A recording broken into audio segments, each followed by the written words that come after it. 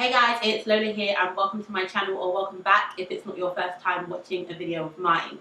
I've had a lot of requests to do some HR content and I thought it might be a bit boring if you're just listening to me talk about my career, because I've done that a little bit before. So today I've got a guest and I'll let her introduce herself. She's going to be telling us about her career in HR and giving some advice to those of you who are interested in a career in HR. Hi, my name is Velisa. I am an employee relations partner for a tech company and I'm also the founder of Black in HR. Is it okay if I sit like this? Mate, be comfortable. Okay, fine. I'm going to also get comfortable. This chair's really comfortable. Pedro. I prefer to have the chair. Oh, sorry. Your name is Pedro. Oh, sorry. Pedro is very It's going to be...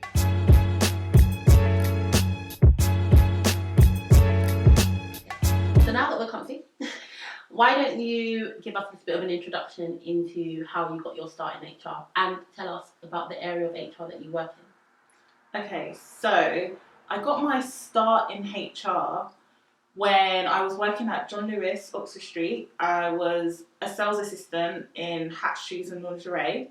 And that's basically, one department, hats, shoes and lingerie. One department. Okay. So one day I'm fitting bras, the next day I'm saying, what shoe size do you want? Yeah, a mess. So I'm like, I want to get off the shop floor. So I asked if there's anything for me to do in the back.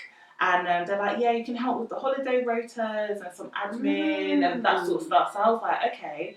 And then when I was doing that, I was overhearing conversations in the back to do with like HR issues. But to me, it was just like, oh, what's the tea? Gossip, yes! So what's the tea? So I was just listening. I was like, oh, this sounds interesting. So there was somebody else who worked there who had a full-time job Monday to Friday. She worked at John Lewis on Sunday. So she said to me, oh, do you want to come and do like a summer internship where I work? Yeah, so it's like, you know, who you know and all of that stuff. Black woman, amazing, and it was an accountancy firm that she worked at, and I did it for free while working at John Lewis, and yeah, that's where I was like, okay, I think I'm still interested in it. Then I was like, okay, it's almost time for me to graduate, let me start looking at real jobs. So I started looking at HR admin jobs, and I was applying for anything in like whatever was going to come was what I was going to take, because I just knew that I needed the experience.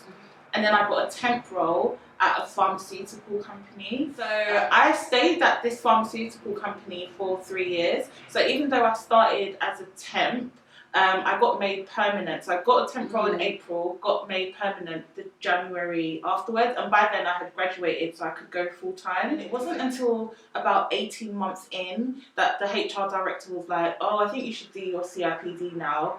And they paid for it. So I got what CIPD level did you do? 5. Okay. So I got my CIP, and it's only because my manager was doing the same one. So that's why.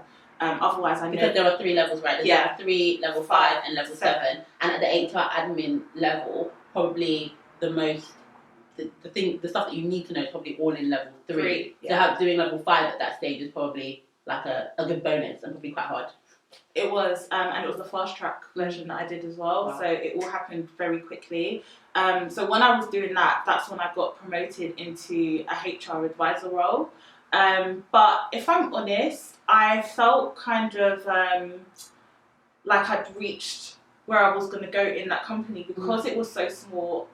My manager, my manager wasn't going anywhere. The director wasn't going anywhere. And what's your manager was an HR manager? Yeah, but even my manager, when I was HR administrator, she was HR advisor. Typically, and this is not in every organisation, but typically people would join kind of entry level as an HR assistant or HR administrator, and there in theory should be some difference between the 2 roles, but there's not. HR assistant and HR admin end up being the same thing. Yeah. And then from there, you'd probably be promoted to an HR advisor, or sometimes like an HR coordinator between the 2. And after HR advisor, you typically see like people going to a HR manager or HR business partner kind of route, and they should do different things. We'll talk about it in another video, but sometimes they do different things. Yeah. So when did you move into ER, employee relations? Okay, so after the pharmaceutical role, I left because I wanted a new challenge. I went to a recruitment company, my favourite type of people to look after. I work for a recruitment company, so we spoke about this a little bit before. Gosh. And it was a real challenge. I learned a lot from looking after recruiters. Like,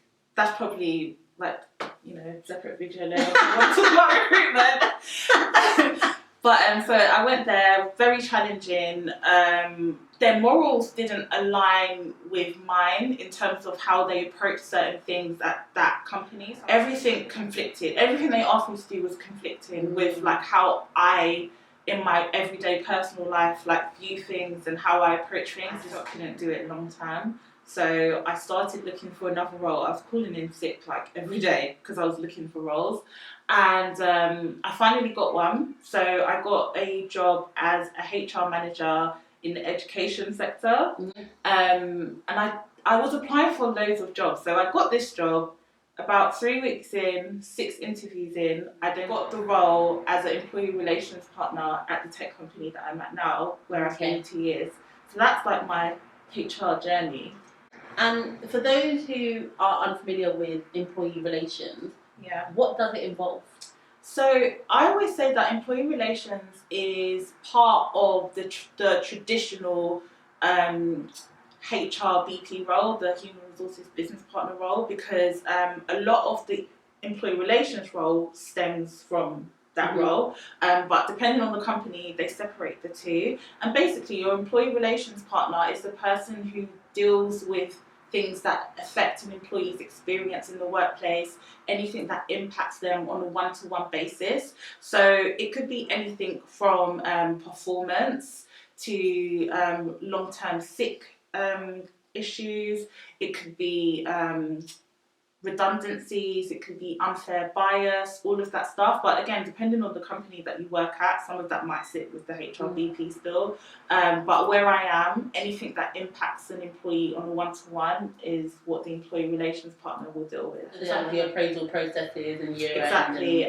PIPs, like performance improvement plans, all of that stuff your employee relations partner will deal with. Disciplinaries, grievances, terminations in general. How do you feel about disciplinaries and grievances? I think the hardest ones for me are the people who don't understand what they've done wrong. Those are the ones that frustrate me the most to sit in, because I'm like, really? Like, you don't see why we're having this conversation. And sometimes when they don't see like the writing on the wall for them, I'm like, really? Like, you don't understand what's happening right now? And I won't mention any names, but one of the companies that I worked at, someone ran naked through a hotel in Dubai. Yeah. And we had to basically fly them back to the UK, and I had to sit in a disciplinary and say, do you know why we're here? I was once in a disciplinary hearing, and the employee, he was just like, said something on this back. I said, what? He said, you're a bitch. And I was like, well, that's your job.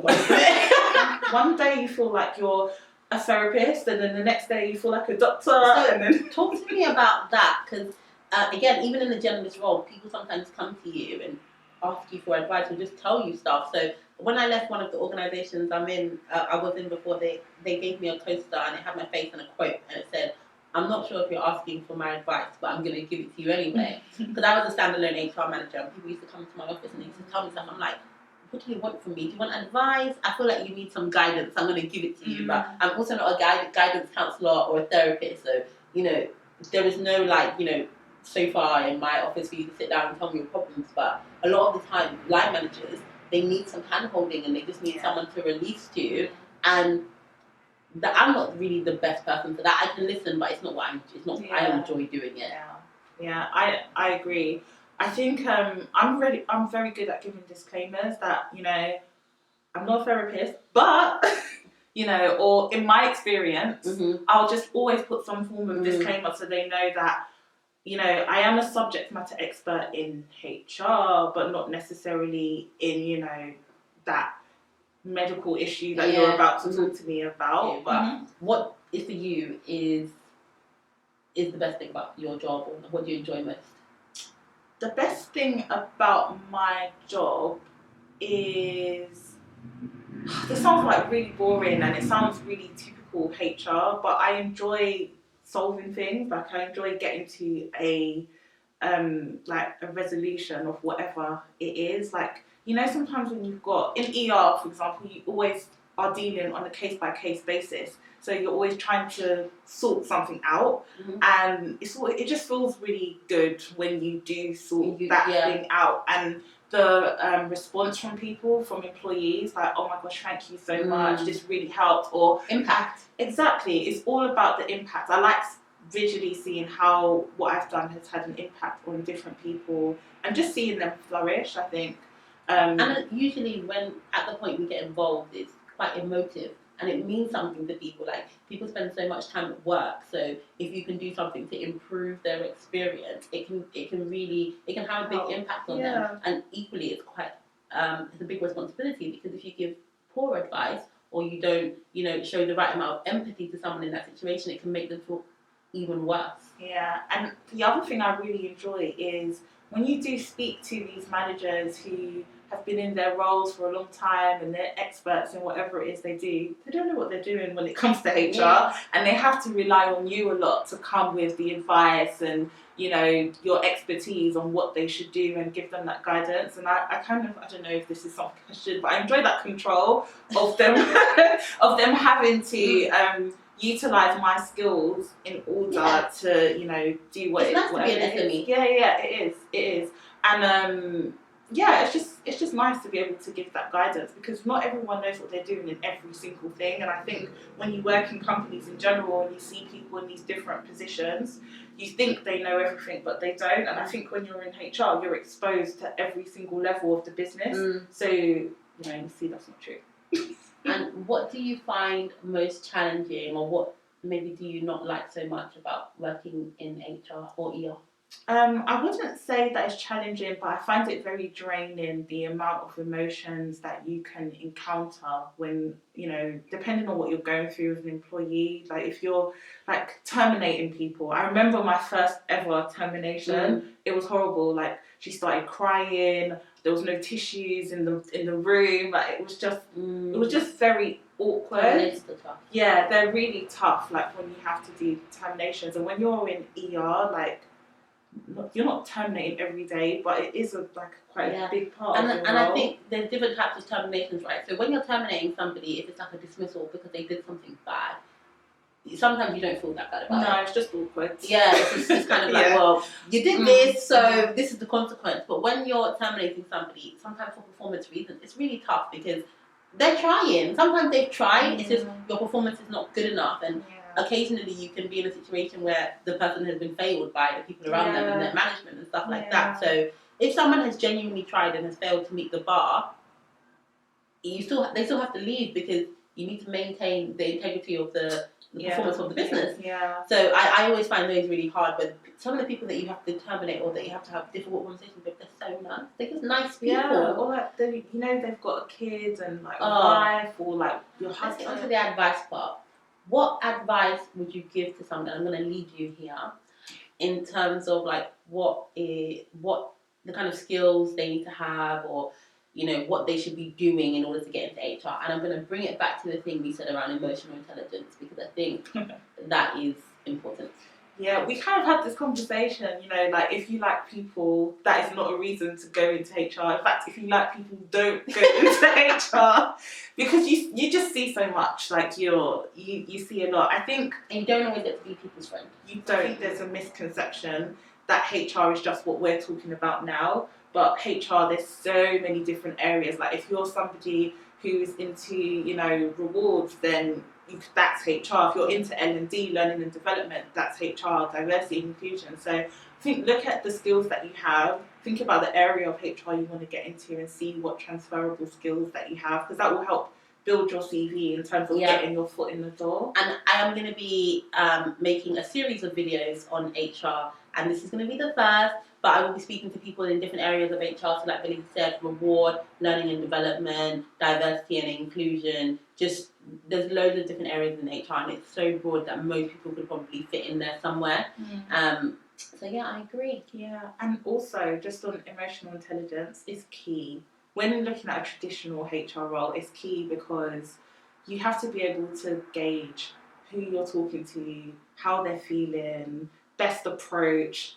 adapting. Like, you speak to so many people in one day, and everybody is so different. You really have to be a chameleon with regards to who you're talking to on so many layers. Like, not just the person as a person, but, you know, business context as well, and how that could change the language that you use with that individual. Commerciality. Yeah. It's so key. We can't say we want to put this new program out. No, yeah. It's like, okay, how does that fit into the organisation strategy? What's the context? For instance, right now, we're in the middle of COVID, and, you know, Black Lives Matter and all of this other kind of stuff. Everything we do needs to bear in mind, like, both the political, the economic context that we're in right now. So I think that's so important for people to be commercial in HR. And I think there's been a lack of commercial awareness within HR for a really long time, such that it has made some people not take HR seriously as a profession. Mm-hmm. Why don't you tell us a bit about Black in HR and kind of what it's about?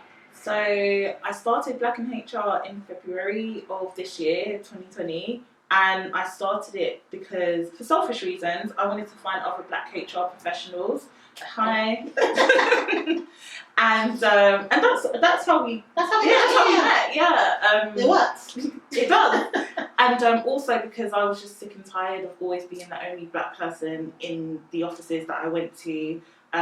Sick of being the only Black person in HR. So I was like, there must be more of us. Like, where are we? So I started Black in HR basically to find other Black HR professionals. But then it's kind of grown its own leg. So it's also HR for Black working professionals who feel like they can't go to their own HR as well, because as we know, HR is very white, female dominated. Mm-hmm. So if you feel like, you know, you go there's no one that you can talk to, you have Black in HR. We do events, we do safe spaces. I've only had COVID events because I started it just before COVID hit. So I feel special because I don't know what it's like to have events with real people. But yeah, like, Black in HR is new. Follow it at Black in HR on all social platforms. I'm going to link all the Black in HR stuff below. Yeah. Amazing. Well, thank you very, very, very, very much for joining me today. I'm going to link all your stuff below. If you have any questions for myself or for Velisa around HR stuff, drop them in the comments and I will respond to them, or ask Velisa if you want her opinion. Thanks for having me. Thanks, guys. Bye.